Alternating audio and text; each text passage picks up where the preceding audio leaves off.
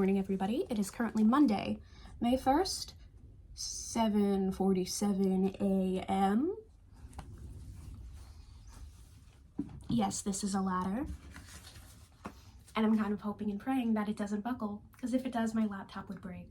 And it's quite literally all I have to display my laptop in such a manner. And if my laptop breaks, that's not going to be a fun, funky way to start the month of May. Anyway, let's get on to this speech.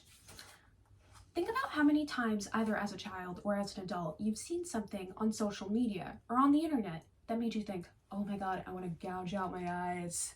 I want to forget I ever saw that. Oh my God, that was traumatic. Think about how often that happens to young children and teens who have access to social media. According to this graph here, 62% of 13 to 18-year-olds, as marked by the red bar, have access to social media, while 8 to 12-year-olds only make up 18%. It is still a very high amount considering how young they are. What I want to convince you in this speech is that children under 18 should not have access to any form of social media. It not only negatively affects their mental health, which, by the way, is becoming a massive trend to pretend that you have, especially since the onset of COVID, it also exposes children to loads of inappropriate content, such as pornography, and can negatively impact their social skills in the real world. Again, especially since the onset of the COVID-19 pandemic. Now into the speech. According to Chamber Mental Health, self-diagnosis is literally exactly what it sounds like. You diagnose yourself without seeing a medical or mental health professional. You just say, oh, these symptoms fit me. I must have insert disorder here. That is not a valid way to have diagnosed a mental health disorder. The only way you can have a valid diagnosis is if seeking help from a mental or medical health professional. With the onset of COVID-19, children spent a great deal of time online, which unfortunately is now becoming a cesspool for mental health trenders, which again is exactly what it sounds like. People who think it's trendy to have mental health orders such as depression, anxiety, or BPD. Inappropriate content. What comes to mind when you think of that? Scams, fraud, pornography. According to the Department of Education, all of that is in the wheelhouse of inappropriate content, and all of which children under the age of 18 should not be exposed to by any means. But on the internet, with lack of parental controls and, it is the internet, everybody, come on, we all know what the internet is like. Children are unfortunately exposed to loads of inappropriate content every single day. According to the Child Crime Prevention Center, 50% of online victimhood cases are between the ages of 12 to 15.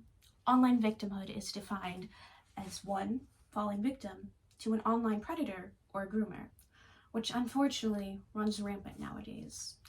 Online grooming and predatory, again, is exactly what it sounds like.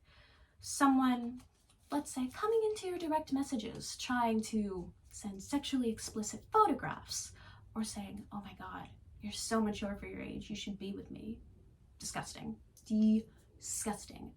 Unfortunately, as a victim myself of this god-awful behavior, I'm very passionate about this topic and why children should not have access to any kind of social media, especially forms such as Omegle, Kik, and Amino. Granted, those are all dying apps, thank God. Whew. Not only will it negatively scar them in obvious ways, it will also make trusting harder for them. They'll be like, oh my God, is this person trying to do this to me again? I can't go through this again. Pardon me, I just woke up. I am very, very parched. I'm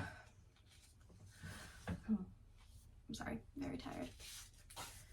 Now for social skills. Social skills are a crucial part of any child's development. And as we all know, in the 3 years since the COVID-19 pandemic, it has suffered. Think about the first time you went outside after the quarantine lockdown. You may have forgotten some social cues, how to act, or how to compose yourself in public. Think about very young children who may not have very memories of the pre-COVID world. They're now stepping outside into the big old world for the first time, not knowing how to behave or how to act around other people. According to Forbes.com, many teachers have noticed a sharp decline in social skills in the 5 to 8-year-old range, which 5-year-olds 3 years ago were only 2 when COVID happened. So obviously they don't have very many memories of a pre-COVID world. And according to NewYorkBehavioralHealth.org, COVID and social media has impacted social skills. Children don't know how to act in the real world because the only experience that they have is the phones. And as we all know, there is a much different etiquette between the internet and the real world. The internet, it's okay to say whatever you want because no one can come for you. You're just a face behind a screen. But in the real world, if you say something and someone doesn't like it, well, that's a whole can of worms that I'm sure many people don't want to open. As for the conclusion of this speech, once again, children should not have access to social media under the age of 18 years old, as for the reasons stated above. Just think about the safety of the children. Think about any experience you might have went through on social media, and think about how detrimental that would be to someone whose brain is still developing. Even at 18, 19, 20, your brain is still developing. Your prefrontal cortex doesn't finish developing until around 24 or 25 or so. Think about just how impacted children under the age of 18 can be with the detriments of social media.